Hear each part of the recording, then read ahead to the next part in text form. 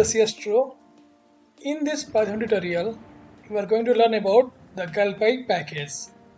So this Galpy package is used for Python in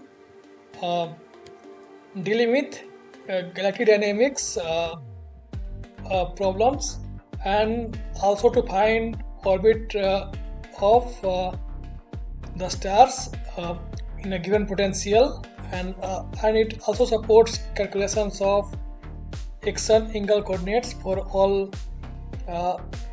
static potential in Galpy. So the next thing is that how to install it.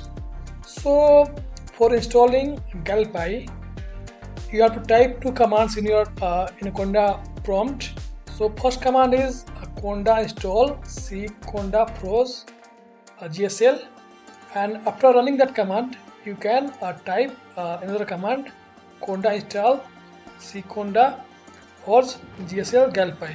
So these two commands will install the Galpy package in your Conda system.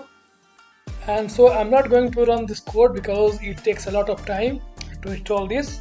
So you can try on your own, and in next video I'm going to show you some rotation curve of a galaxy using Galpy package. Thank you.